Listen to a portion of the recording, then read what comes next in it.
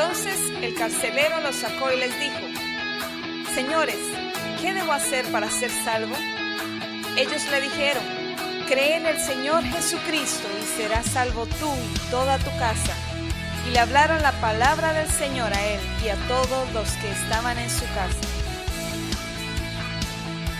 Este es el pastor Alan Rodríguez de la iglesia Fuente de Vida en Ciudad Colón, San José, Costa Rica. Esperamos que seas bendecido por esta palabra.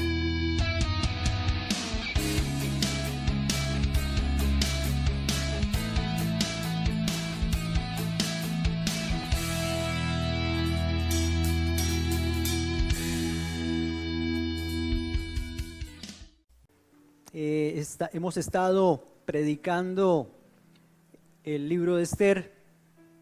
El Señor puso en mi corazón que predicara el libro de Esther. Dios tiene propósitos específicos, Él sabrá por qué. Así es que le invito a que usted busque el libro de Esther. Hemos estado predicando del capítulo 1, capítulo 2, capítulo 3 y también el capítulo 4 fue la última vez. Y abarcamos un poquito más hasta el capítulo 5, versículo 3. De paso, como tenemos tiempo, le quiero explicar que la Biblia se escribe originalmente está escrita sin capítulos y sin versículos. En hebreo y en griego está escrito sin capítulos y versículos. La división de capítulos y versículos se hizo para que podamos llegarle todos juntos al mismo lugar sin ningún problema, así para que se entienda más fácil, para que usted sepa, vamos al capítulo 5 de Esther y todos ya llegan.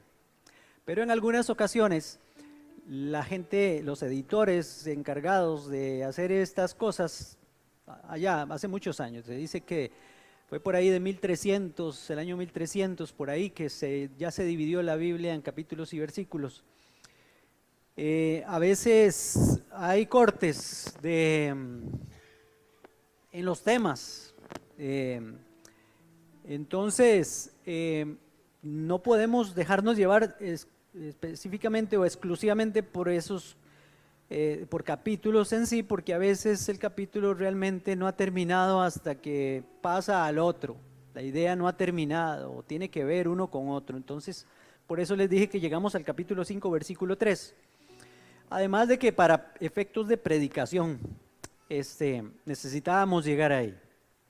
Bueno, las predicaciones hasta aquí están en YouTube, para que usted, si quiere, se ha perdido las anteriores o alguna, entonces usted pueda ir a YouTube y busca el canal Iglesia Cristiana Fuente de Vida Ciudad Colón. Iglesia Cristiana Fuente de Vida Ciudad Colón en YouTube, y entonces ahí ya llega el canal, y del canal entonces usted se suscribe, le da a la campanita, ¿verdad? Y para que le esté avisando cada vez que subimos una predicación nueva. No son videos, son audios, pero no importa. Entonces de ahí me oyen.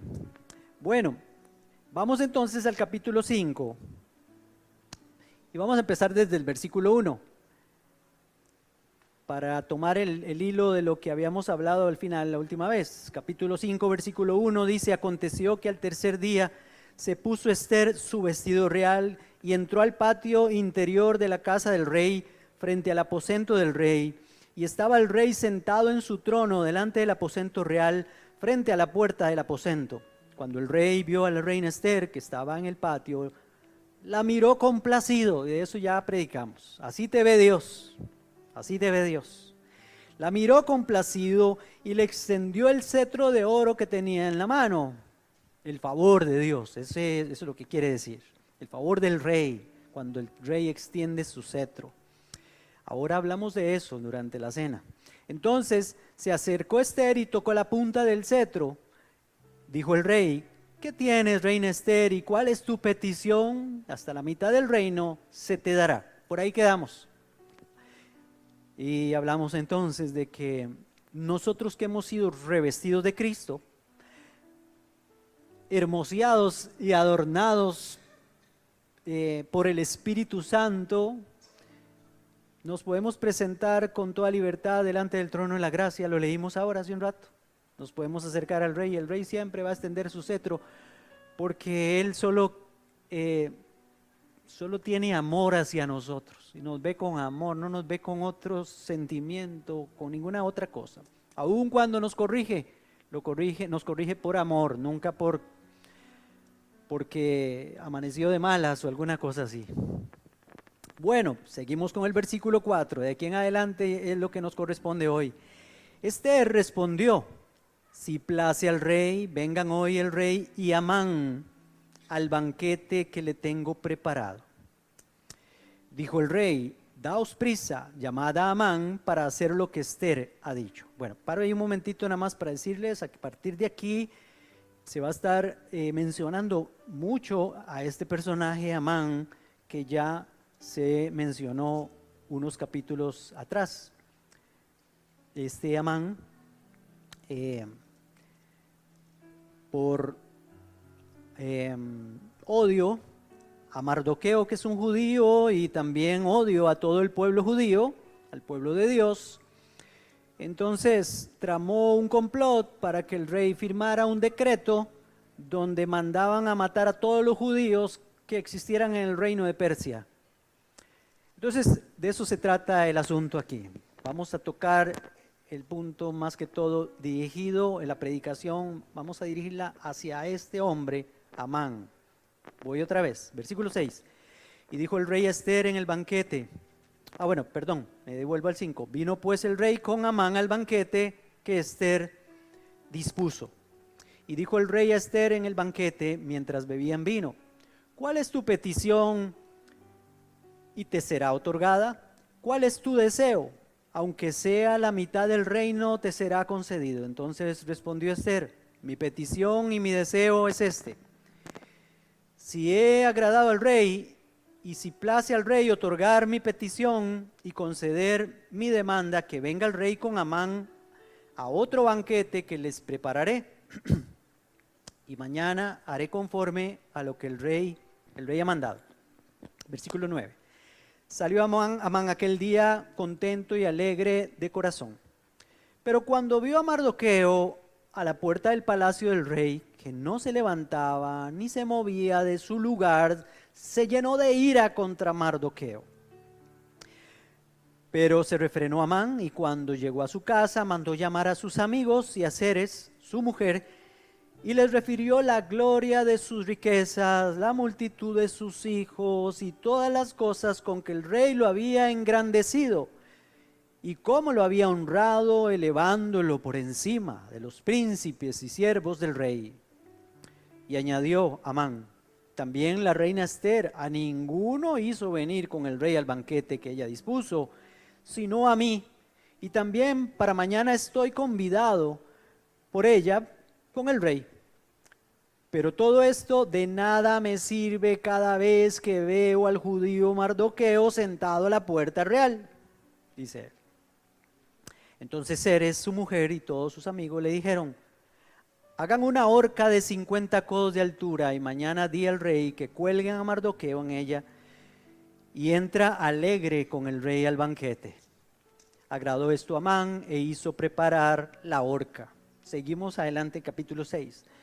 Aquella misma noche se le fue el sueño al rey y pidió que le trajeran el libro de las memorias y crónicas y que las leyeran en su presencia. Entonces hallaron escrito que Mardoqueo había denunciado el complot de Bigtán y Teres, 12 eunucos del rey, de la guardia de la puerta, que habían planeado matar al rey Asuero. Y el rey preguntó: ¿qué honra o qué distinción se concedió a Mardoqueo por ello? Los servidores del rey, sus oficiales, respondieron: nada se ha hecho en favor de él, en su favor. Entonces el rey preguntó: ¿quién está en el patio? En aquel momento llegaba Amán al patio exterior de la casa real para pedirle al rey que ordenara colgar a Mardoqueo en la horca que él tenía preparada. Y los servidores del rey le respondieron: Amán está en el patio. Que entre, dijo el rey. Entró pues Amán y el rey le preguntó: ¿qué debe hacerse al hombre a quien él quiere honrar? Amán dijo en su corazón: ¿a quién deseará el rey honrar más que a mí? Eso lo pensó, lo dijo en su corazón, ¿verdad? Respondió pues Amán al rey: para el hombre cuya honra desea el rey, traigan un vestido real que el rey haya usado y un caballo en que el rey haya cabalgado, y pongan en su cabeza una corona real. Den luego el vestido y el caballo a alguno de los príncipes más nobles del rey, vistan a aquel hombre que el rey desea honrar, llévenlo en el caballo por la plaza de la ciudad y pregonen delante de él: así se hará al hombre que el rey desea honrar. Entonces el rey dijo a Amán: date prisa, toma el vestido y el caballo, como tú has dicho, y hazlo así con el judío Mardoqueo, que se sienta a la puerta real. No omitas nada de todo lo que has dicho. Amán tomó el vestido y el caballo, vistió a Mardoqueo, lo condujo a caballo por la plaza de la ciudad e hizo pregonar delante de él: así se hará al hombre que el rey desea honrar.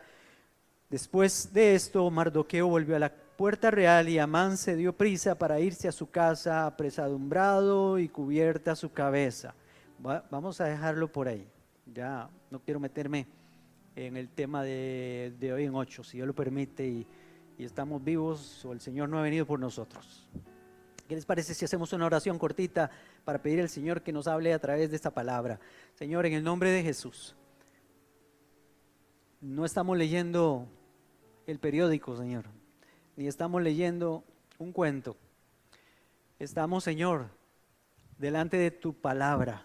Estamos delante de una palabra que dice ella misma que ha sido inspirada por ti y que es útil para redarguir, para corregir, para instruir en justicia, para que los hombres y las mujeres de Dios estén enteramente preparados para toda buena obra y para que sus vidas sean transformadas, Señor. Creemos que tú nos puedes hablar a través de esta palabra y iluminarnos en la mente y en el corazón para que nuestra vida sea conforme a lo que tú quieres, Señor, en esta palabra, Señor, que acabamos de leer. Háblanos a través de tu palabra, Señor. Amén y amén. Bueno, tiene mucha enseñanza este pasaje. Vamos a hablar, el título de este mensaje, el orgullo. El orgullo es el primero de los pecados. El primero de los pecados, porque no solo porque lo vimos modelado en Satanás cuando pecó, que ahorita vamos a leer el pasaje, sino también, o sea, fue el primer pecado que se manifiesta en la historia de la Biblia, que nos revela la palabra de Dios, sino porque a partir del orgullo salen o se manifiestan otros muchos pecados. Empieza por ahí. Muchas de las cosas que hacemos malas delante de Dios, no sé si ustedes han oído los que se habla de 7 pecados capitales o los pecados capitales. En el catolicismo se habla de eso. Al hablar de pecados capitales, lo que quiere decir es porque capital de ahí viene o se deriva de la palabra cabeza, o sea que a partir de cada uno de esos pecados vienen otros pecados. Entonces, este es uno de esos. No vamos a hablar de los 7 pecados capitales, pero el orgullo es el primero. Voy a leerles aquí algunas cositas que saqué para que ustedes escuchen acerca del orgullo. Esto lo saqué de Google. El orgullo y la soberbia son sinónimos. Una persona soberbia es una persona orgullosa, una persona orgullosa es una persona soberbia. Entonces, en casi todas las listas de pecados, la soberbia es considerado el original y más serio de los pecados que hay. De hecho, es la principal fuente de la que se derivan los otros. Es identificado como un deseo por ser más importante o atractivo que los demás, fallando en halagar a los otros. Se identifica como un egoísmo peligrosamente corrupto, anteponiendo los propios deseos e impulsos, anhelos y caprichos al bienestar de las otras personas. Eso tiene el orgullo y la soberbia. En casos aún más destructivos, es creer irracionalmente que uno es esencial y necesariamente mejor, superior o más importante que los demás. No reconocer los logros de los demás y admiración excesiva de la imagen personal o de uno mismo. Especialmente olvidar la propia falta de divinidad y negarse a reconocer los propios límites, faltas o errores como ser humano.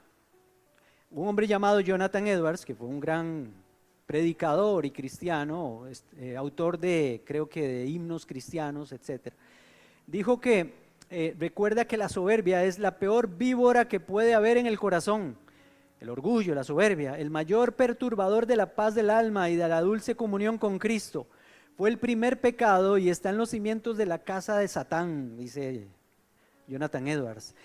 Es el pecado más difícil de arrancar, ya que es el pecado que mejor se esconde. Muy a menudo e inconscientemente entra en la religión bajo el disfraz de falsa humildad. Es que eso es lo que pasa, se esconde de esa forma.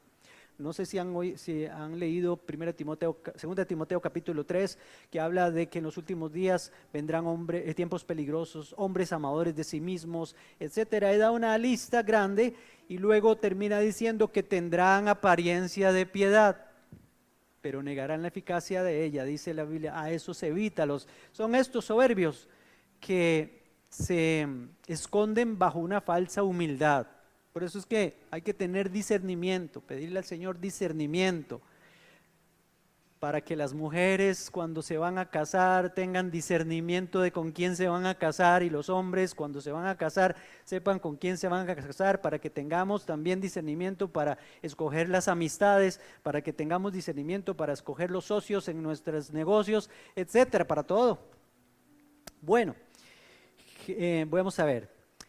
Genéricamente se define como la sobrevaloración del yo. Esa es la soberbia, el orgullo. La sobrevaloración del yo respecto de otros por superar, alcanzar o sobreponerse o superponerse a un obstáculo, situación, o bien en alcanzar un estatus elevado, infravalorar e infravalorar el contexto. También se puede definir la soberbia como la creencia de que todo lo que uno hace o dice es superior y que es capaz de superar todo lo que digan o hagan los demás. También se puede tomar la soberbia como la confianza exclusiva en las cosas vanas y vacías, o sea, la vanidad, y en la opinión de uno mismo exaltada a un nivel crítico y desmesurado. Eso es prepotencia. La soberbia y orgullo son propiamente sinónimos, aun cuando coloquialmente se les atribuye connotaciones particulares cuyos matices los diferencian. Otros sinónimos son altivez, eso lo habla la Biblia, altivez, arrogancia, vanidad, etc. Y como antónimos, o sea, lo contrario, tenemos que humildad, modestia, sencillez, es lo contrario, el antónimo. El principal matiz que las distingue está en que el orgullo es disimulable e incluso apreciado cuando surge de causas nobles o virtudes, mientras que a la soberbia se la concreta con el deseo de ser preferido a otros, basándose en la satisfacción de la propia vanidad del yo o ego. Por ejemplo, una persona soberbia jamás se rebajaría a pedir perdón o ayuda. Eso es una característica del orgullo, no sé. Se dice que nosotros los hombres somos medios orgullosos, por ejemplo, cuando andamos manejando y andamos perdidos. Sí. A los hombres nos cuesta mucho parar para preguntar y decir, ¿por dónde me voy? Estoy perdido, ¿verdad? La mujer le cuesta menos. Para y dice, ¿por dónde me voy para tal parte? orgullo. Y la mujer le dice, pará ahora, ve, vamos a seguir, pará para que preguntemos, pará. Y no, él sigue, no, yo sé por dónde voy. Ya vamos a llegar, nunca llegan. Existen muchos tipos de soberbia, como la vanagloria o xenodoxia, así le llaman, también denominada en las traducciones de la Biblia como vanidad, que consiste en el engreimiento de gloriarse de bienes materiales o espirituales. E incluso hay gente tan orgullosa que raja con los bienes ajenos. ¿Ustedes no han visto eso? Especialmente los papás, rajando con las cosas que tienen los hijos. Llega el vecino, llega el tío, y viste, el carro que se compró, fulanito, es el hijo, ¿ah? Y viste, el negocio, cómo le está dejando plata, está lleno.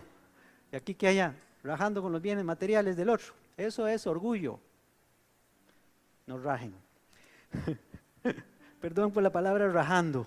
Es para que nos entendamos, ¿verdad? Es el griego que se me sale a veces. Existen muchos tipos de soberbia, ¿verdad? Ya les dije, bueno, voy a avanzar aquí un poquitito más porque han oído la palabra narcisismo. Bueno, pues tiene que ver con esto. Naamán era eso, un narcisista. El narcisismo es un estilo de personalidad caracterizado por tener una preocupación excesiva hacia uno mismo y las propias necesidades a menudo a expensas de otros. En términos psicoanalíticos, se ha definido como el amor que se dirige un objeto a sí mismo. Toma su nombre del mito griego de Narciso, por si no sabían. Narciso, que se enamoró de su propia imagen reflejada en el agua y se ahogó al intentar besarla. De ahí viene, ese Narciso es un mito de la mitología griega, ¿verdad? Ok, el narcisismo existe a lo largo de un continuo que va desde la expresión normal de la personalidad hasta una expresión anormal, mientras que muchos psicólogos o psicólogas creen que un grado moderado de narcisismo es normal y saludable en los seres humanos. Hay también formas más extremas, observables de forma particular en personas que son egocéntricas, en exceso o que tienen un trastorno mental tal como el trastorno narcisista de la personalidad, en el que la tendencia narcisista se ha vuelto patológica, llevando a un deterioro funcional y una discapacidad psicosocial incluso. Bueno, ahí puedo seguir hablándoles de eso, pero me voy a parar aquí. Vamos al texto. Porque nos encontramos aquí en Naamán, el perfecto narcisista. Vamos a exponer entonces características principales que nos da el texto aquí en el capítulo 5 de lo que es el orgullo. Pero antes quiero que leamos un pasaje en Isaías capítulo 14, antes de entrar ahí, porque este es un discurso de otro narcisista más antiguo que Naamán, otro narcisista que da un discurso ahí en Isaías capítulo 14, versículo 13, dice, oiga lo que dice la Biblia, tú que decías, ¿en dónde? En tu corazón. Si no lo puedo llegar a la Biblia, ahí lo va a tener en la pantalla. Está hablando de Satanás, está hablando de Luzbel, el ángel que el Señor hizo con propósitos específicos, no voy a entrar en esos detalles, pero que le dio un puesto muy especial, como a cualquiera de nosotros delante del Señor, para honrarlo y glorificarlo a Él, pero empezó a decir, ¿dónde? Y es que por ahí empezó a decir en su corazón. Lo leímos, ahí ahorita lo vamos a volver a leer, en Amán. Lo vimos ahí, en su corazón. Todo empieza por aquí, cuidemos. La Biblia dice, dame, hijo mío, tu corazón. Y guarda también, dice la Biblia, guarda como cualquier, como cosa atesorada y guardada, guarde su corazón, porque puede ser que se vaya a desviar, movido por esto, el orgullo. Satanás decía en su corazón, subiré al cielo, en lo alto, junto a las estrellas de Dios, levantaré mi trono, y en el monte del testimonio me sentaré, a los lados del norte, sobre las alturas de las nubes subiré, y lo peor, y seré semejante al Altísimo. Nada menos, nada menos. Varias cosas, si yo pudiera predicar solo de este versículo, de estos dos versículos, pero no vamos a predicar de estos dos versículos. Lo único que quiero que vean en estos dos versículos es esa tendencia a el yo, a la soberbia, al orgullo, a decir, no sé si ustedes notaron que dice, subiré, no solo por el hecho de que quiere subir, de que quiere ascender, sino que yo subiré al cielo. Y también yo levantaré mi trono es mío. En el monte del testimonio, ¿qué? Otra vez, me sentaré. En los lados del norte, sobre las alturas de las nubes, otra vez, subiré y seré semejante al Altísimo. El yo quiero, yo puedo, yo soy mejor, incluso mejor que el Altísimo. Le quitaré su trono, quería Satanás. Y de una vez quiero hacer el contraste con el Rey de Reyes y Señor de Señores, que hizo todo lo contrario. Usted lo puede leer en Filipenses capítulo 2, no lo tenemos hoy aquí, no están dentro del bosquejo o de la predicación, pero recordemos a Jesús. Dice la Biblia que Él dice, haya pues en vosotros el mismo sentir que hubo en Cristo Jesús, el cual siendo en forma de Dios, ese sí, no estimó el ser igual a Dios como a cosa a que aferrarse. Si quiere lo busca, Filipenses capítulo 2, versículo 5 en adelante. No estimó el ser igual a Dios. Es que quiero exaltar a Jesús, al Rey de Reyes y Señor de Señores. Ese es más importante que cualquiera. Dice, ya le llego a Filipenses, versículo 6, siendo en forma de Dios, no estimó el ser igual a Dios como cosa a que aferrarse, sino que ¿qué hizo más bien? Se despojó a sí mismo de esa investidura de Rey de Reyes y Señor de Señores, de la corona, del manto, de la honra, de la gloria. Se despojó a sí mismo y tomó forma de esclavo. Eso quiere decir siervo, esclavo.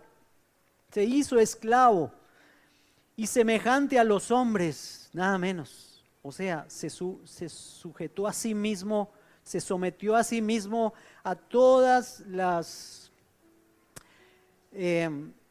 adversidades y todas las cosas negativas que tiene el ser humano, incluso a estar a asumir un cuerpo de carne como el de nosotros. Más aún hallándose en la condición de hombre, se humilló.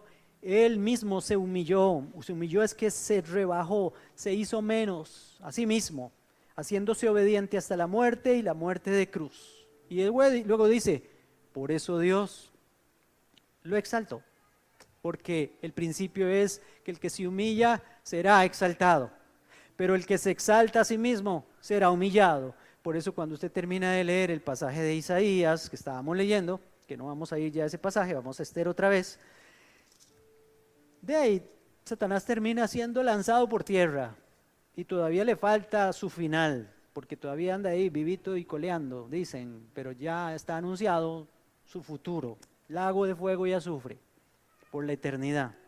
¿Por qué? Porque se exaltó a sí mismo, porque se llenó de orgullo, porque fue prepotente, porque era un narcisista. Y ahora, aquí en el capítulo 5 de Esther, ahora sí, a partir del versículo 9, vamos a estar viendo algunos rasgos de una persona, porque ya vemos en Amán aquí reflejado el orgullo.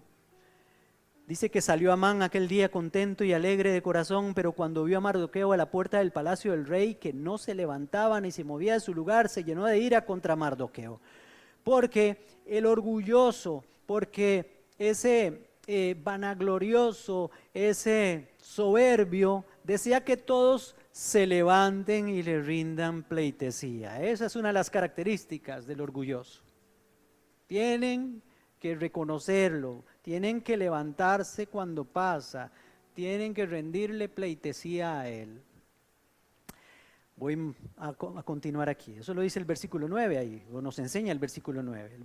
Luego dice ese mismo versículo 9 que no soporta como Amán, no soporta cuando alguien no se rinde ante su personalidad, ante sus ideas, ante sus razones o ante su puesto. No lo soporta. En Tico le pudre cuando alguien no lo reconoce y no se rinde ante él. El versículo 11 dice que, y les refirió a estos, a su esposa, a sus amigos, la gloria de sus riquezas. ¿Ve? Eso es lo que hace una persona de estas. Quiere ser engrandecido y quiere ser alabado por encima de todos. Le cuenta a todos lo que tiene para que todos lo engrandezcan y reconozcan que está por encima de todos. Eso llegó a decir a su esposa y a sus amigos. El versículo 12 dice: y añadió Amán, también la reina Ester y a ninguno hizo venir con el rey al banquete que ella dispuso, sino a mí. Y también mañana estoy convidado por ella con el rey. Por supuesto, este narcisista orgulloso quiere ser primero y no el segundo. Una muestra de orgullo es una persona o que está actuando de esa forma y que ya va encaminado para ahí. Lo podemos ver a veces en los niños y tenemos que ayudarles a encaminarse bien y enseñarles para que no caigan en esos errores. Padres y especialmente abuelos que están aquí, les digo porque he visto ejemplos, he visto cosas de niños que desde que empiezan a crecer no solo les dan todo, sino que también, no sé por qué, como es el niño de la casa, hay que permitirle que gane en todo. Ah, no, déjelo que gane, pierda usted para que él gane. Entonces nunca va a aprender que en esta vida también se pierde y se impone y se encolerizan. Si ustedes vieran lo que yo vi en diciembre, andábamos paseando en un paseo familiar varios días y andaba un niño que tenía esas condiciones y entraba en unos estados de ira contra su papá cuando no podía ganarle un partido de fútbol o cuando no podía ganar en el play. No pueden perder en nada. Entonces hay que dejarlos ganar. Ese niño, oiga, ese niño en Navidad, lo tienen que dejar abrir los regalos de todos, aún de los primos y todo. Entonces el cuñado se enoja porque al chiquito chineado lo tienen que dejar abrir los regalos ¿verdad? Que son de los otros y todo. Entonces hay problemas familiares y todo, porque así lo formaron. Bueno, ok. Por supuesto quiere ser el primero y nunca quiere ser el segundo. En eso estábamos. Le pone mal cuando alguien no lo elogia o no lo reconoce como él cree que debe reconocerlo. ¿Vieron cómo se puso? Y dice en el versículo 13, este Amán: pero todo esto de nada me sirve cada vez que veo al judío Mardoqueo sentado en la puerta real. Sí, dice, ¿para qué me sirve tener plata para tener esto y lo otro? Decía, este Mardoqueo no se postra delante de mí cuando yo paso. O sea, eso me tiene malo, dice. Orgullo. Le gusta también tener un séquito a su alrededor que le lamen las botas, que le toquen la espalda. La esposa y sus amigos, por supuesto, claro, estos eran unos interesados, ¿verdad? Porque le habían dado tantas cosas que andan detrás de él. Si alguien se le opone, solo quiere eliminarlo, que fue lo que quería hacer con Mardoqueo, que no me quiera pelota, bueno, voy a ver cómo hago para volármelo. Son los serruchapizos en los trabajos y así, ¿verdad? Que aquel no me quiere reconocer o aquel tal y tal cosa, entonces lo quiero quitar de en medio. También él cree de todo corazón, porque lo dice ahí en el capítulo 6, versículo 6, cree de todo corazón en él mismo. No hay otro como yo. Entró pues Amán, dice el 6:6, y de pura casualidad es el 6:6. ¿Ah? Entró pues Amán, y el rey le preguntó: ¿qué debe hacerse al hombre a quien el rey quiere honrar? Amán dijo en su corazón, igual que Satanás en su corazón. Por ahí empieza la cosa. ¿A quién deseará el rey honrar más que a mí? ¿Se da cuenta? Creen que ellos son el centro de la fiesta, el más importante, no hay otro, pero el problema es que lo cree con todo su corazón. Nosotros tenemos que aprender, parte de la humildad, no solo es reconocer nuestros errores, nuestras faltas, sino también ceder, porque ¿cuáles son los problemas o a qué se deben los mayores problemas que hay en el mundo, en los países, en las familias? No todo nace por el orgullo, todo viene por la soberbia. En los matrimonios terminan divorciados o están en problemas porque ninguno quiere ceder. Uno dice una cosa y otro dice otra cosa. En la Biblia dice que tenemos que pasar la ofensa, que tenemos que ceder nosotros, alguno de los dos, por lo menos el que es más espiritual o más maduro, tiene que decir, poner abajo y tratar de arreglar las situaciones. Porque el orgullo no permite ceder, porque cree que cuando cede pierde, pero la Biblia no nos enseña eso. Bíblicamente el que cede no pierde. Ya lo acabamos de ver en el caso de Jesús aquí. Bueno, no solo cree de todo corazón en él mismo y que no hay otro como él, sino que sueña con tener el lugar del rey con todos sus privilegios. ¿Vieron lo que pasó ahí? Creía que el rey era el que lo iba a honrar a él y que él merecía. Y soñaba con aquello. Sus sueños solo son de grandeza, nada más. Nunca son sueños de querer ayudar a otros.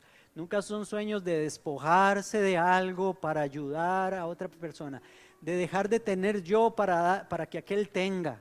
Nunca piensa en los demás. El orgulloso piensa solo en él mismo. Y si piensa en ayudar a otro, por lo general es porque hay algo de por medio, porque quiere sacar algo de aquello. Y tal vez la característica número 10 aquí es que desea que se pregone que Él es digno de toda honra. Lo vimos ahí al final, en el versículo 9 del capítulo 6. Versículo 9 del capítulo 6 dice: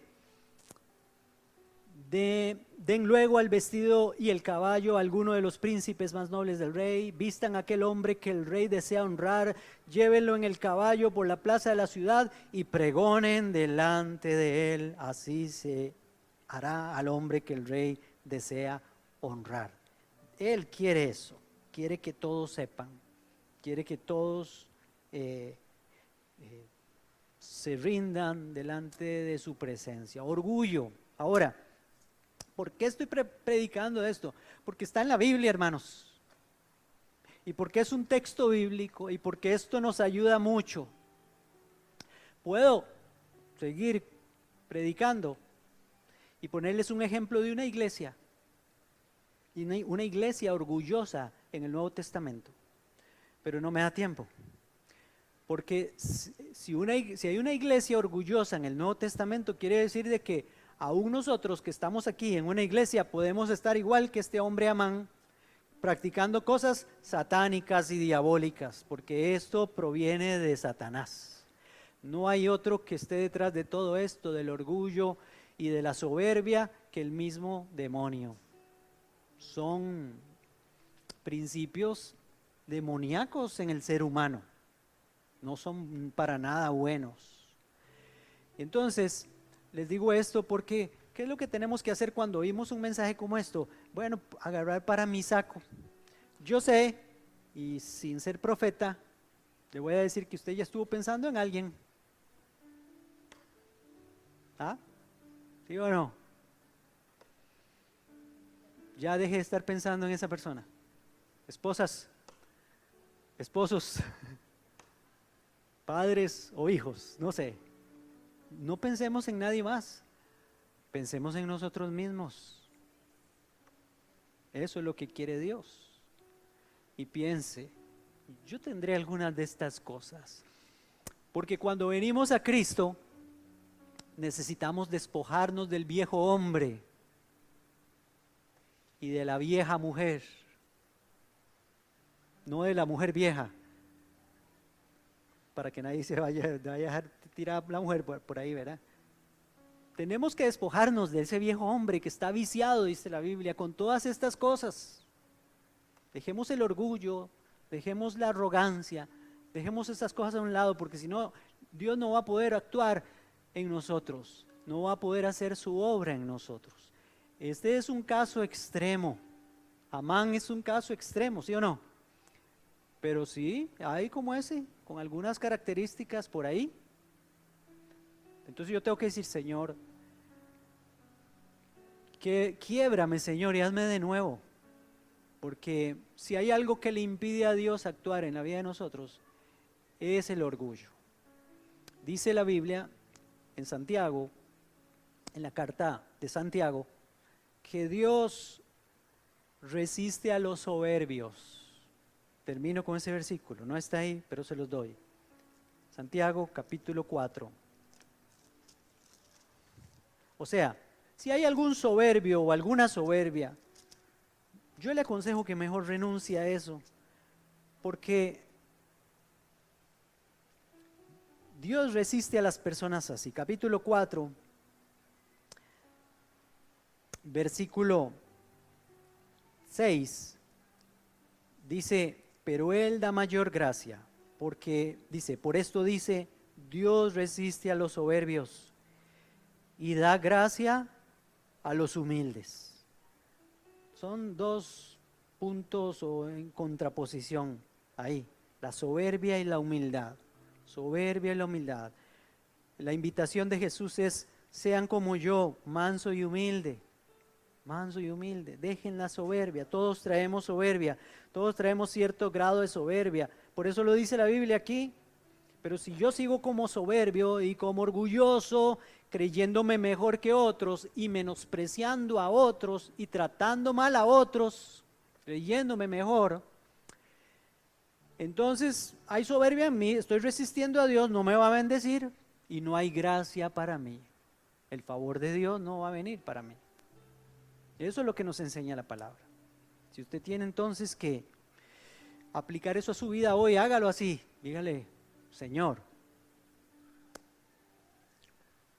arranca de raíz todo orgullo, toda altivez, Señor, arranca de mí, Señor, toda prepotencia, Señor, arranca de mí, Señor, todo aquello que aprendí desde pequeño, desde niño, todo aquello en que fui formado, porque quizás tuve ejemplos así, o quizás me educaron mal, Señor, pero ahora vengo a tu reino, estoy en tu reino, no sé si tengo 10 años, o 5 años, 1 año, 40 años o 50 años de ser cristiano. Lo que sea, Señor, yo quiero hacer tu voluntad, yo quiero, Señor, no quiero resistirte, Señor. Yo quiero, Señor, que tu gracia esté sobre mí, que tú me puedas ver y decir, se ha dejado formar, lo he tratado como barro en manos del alfarero. Señor, en el nombre de Jesús, aquí estoy para que trabajes en mí, aquí estoy para que sigas haciendo tu obra en mí, para que termines, Señor, tu obra en mí, oh Dios. Yo quiero renunciar, Señor, el día de hoy a todo narcisismo, todo amor excesivo a mí mismo. La Biblia dice que hay que amar al prójimo como a uno mismo. Sí, nos invita la Biblia a amarnos a nosotros mismos, pero no de esa forma narcisista. Señor, yo quiero tener un balance, Señor, considerarme a mí mismo, pero no superior a nadie, como dice tu palabra. Ninguno se crea más que los demás, sino más bien ponernos abajo de los demás para poder ser siervos, como dice tu palabra, porque el que sirve a los demás es el mayor en el reino de los cielos. Padre, perdóname si yo he buscado lugares superiores, si he buscado estar por encima para gobernar, Señor, donde sea, en mi casa, en mi trabajo o donde sea, en mi entorno, Señor. Si he buscado ser mejor en algo para humillar a otros, no para ayudarlos a llegar donde yo estoy, Señor, perdóname. Porque también, Señor, sé que esas cosas pasan. Si he querido tener plata para restregársela en la cara a los demás y no para ayudarlos y para que tengan y haya también igualdad, Señor, perdóname si he hecho eso, Señor. Perdóname si he humillado a otras personas enseñándoles las cosas que tengo y con una falsa humildad diciendo, vean cómo me ha bendecido Dios. Eso es orgullo, eso es prepotencia, eso es soberbia. Señor, perdóname, lo reconozco hoy, porque aunque sé, Señor, que me has bendecido, Señor, a veces he hecho perder las cosas, porque quiero aparentar y quiero que los demás vean que yo soy muy bueno, y quiero que los demás vean que Dios me bendice, y quiero que los demás vean, qué sé yo, el trabajo que tengo, el puesto que he alcanzado. Dios, perdóname si en cierto momento, Señor, te he fallado así. Dígale al Señor, yo quiero ser humilde, yo no quiero ser soberbio, Señor. Yo no quiero ganarme que me resistas, Señor, y que no me bendigas. Quiero, Señor, ser bendecido por ti, oh Dios, en el nombre de Jesús. Renuncio, Señor, a ese Amán que haya en mi corazón, Señor. Renuncio, Señor, a ese Amán que quiere coaccionarme, que quiere eliminar de en medio o de mi camino, Señor, todo aquello que no quiere someterse a mí, Señor. Yo renuncio, Señor, a ese Amán que solo quiere que lo alaben, que lo exalten, que lo bendigan y que quiere creer que tiene la razón en todo y que los demás están equivocados. Señor, en el nombre de Jesús, ayúdame a ser como tú quieres que sea, Señor. En el nombre de Jesús. Amén y amén.